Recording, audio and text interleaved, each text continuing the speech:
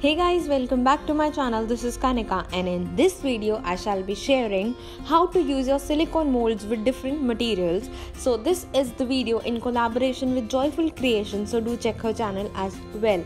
So this is the first mold which I will be using. This is the Prima Marketing mold from Redesign, and I will be using this mold with Sakura Clay. So this is the mold which I recently purchased and have already shared the unboxing haul, so do check out my video number 47 to see the unboxing of my new Prima Marketing haul. Also in this video I will be using different materials and how they can be used with the silicone molds. So this is the first medium, this is the Sakura Clay, and this is how the clay comes. So to start off, I am just adding a little bit of talcum powder so my clay or the dough doesn't stick to the mold. Trust me, Sakura Clay is by far one of the best clays available, as this is air dry clay. It is flexible and it is really very lightweight, and you can color this clay as well. And to buy this clay, which I am sure after watching the results you will definitely, so the link is in description box. So what I'm doing here is I'm just kneading the clay like we knead the dough to make it more flexible, and I need to make sure that it is not more sticky, otherwise it will start getting stick to my mold.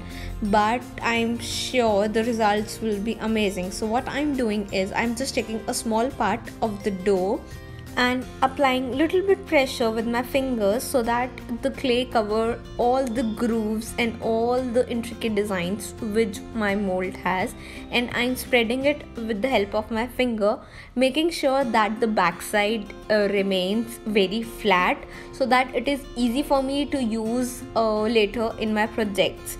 So I'm just stretching the dough or the clay, you can say. And after this you need to let it settle for 15-20 minutes and you are good to go, and then you can let it dry. It dries naturally, and after it is dried it is flexible as well. And if you are in an emergency, what you can do is you can even immediately take out your flour as well. So now moving with the second material, what I'm going to do is I'm using this wings mold, and this is the outcome of the wings with my Sakura Clay. Now in front of you guys I'll be using my paper mache dough or the paper mache clay. So there is just one difference between the paper mache clay and the Sakura Clay, that is when the Sakura Clay dries, it tries to be flexible, but when the paper mache clay dries, it is not flexible and it is stiff. So till now I just sprinkled a little bit of talcum powder, and this is how my paper mache dough looks like. I'm just going to take a little portion of this dough and I'm just going to add a little bit of talcum powder as it is a little bit more sticky.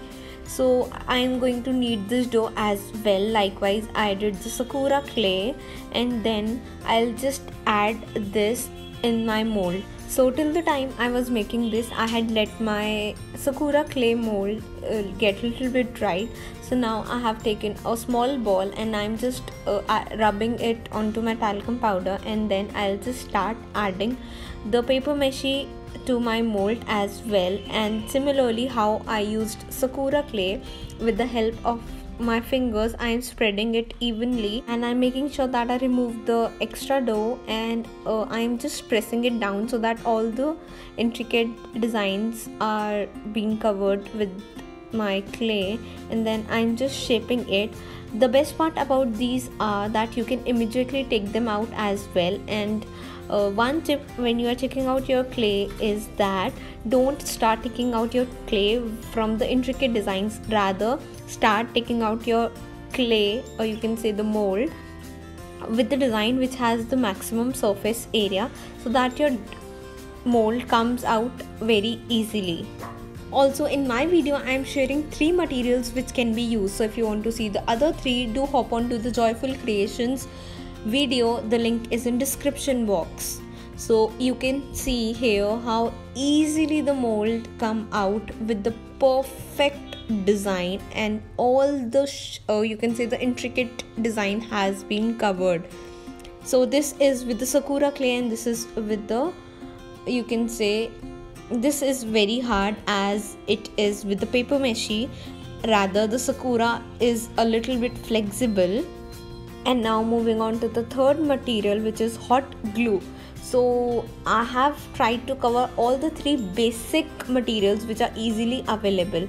So I have let my glue gun get hot for about 4 to 5 minutes. So whenever I am using, it has got really hot and the glue comes out really easily.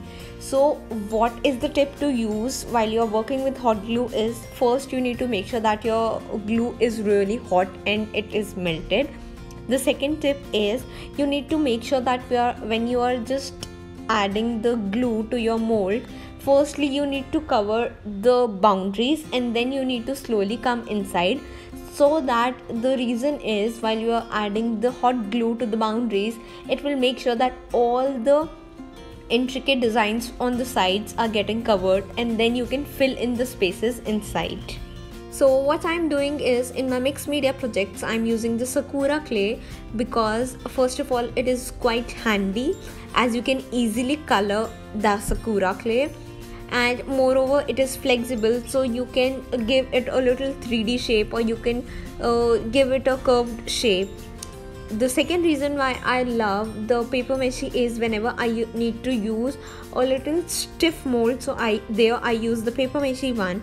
But on the third side, whenever I use my hot glue mold, is that it is a little bit more flexible than any other thing. But I use Sakura as it is really lightweight. Also, we have a giveaway running on our channel, so do subscribe to both the channels, that is our channel and Joyful Creations channel. And here I'm just taking out my clay and you can see how easily the Sakura clay came out and with the perfect finishing. So that's why I really prefer using the Sakura clay for molds. Now I shall also share how you take out your intricate design mold. So here I have this another flourish design mold with the Sakura clay. So I am starting to take out the clay from the area which has the largest surface area. So here you can see I'm just lightly pressing my mold from the back side, and here you can see the mold has come out really very easily. So this is how I take out my Sakura clay from my molds. Until the time I am just taking out, I could see that my hot glue mold is also dried up, and you can here see how beautiful the mold has come out with the perfect finishings and all the intricate designs have been covered. Now it's time to take out the hot glue mold, and it is very easy to take this out, and here you can see how easily my mold came out. Although it is the transparent, so you can't see the intricate designs, but all the intricate designs were covered. So these were the three materials which I used. If you want to see the other three, do hop on to the Joyful Creations video, the link is in description box.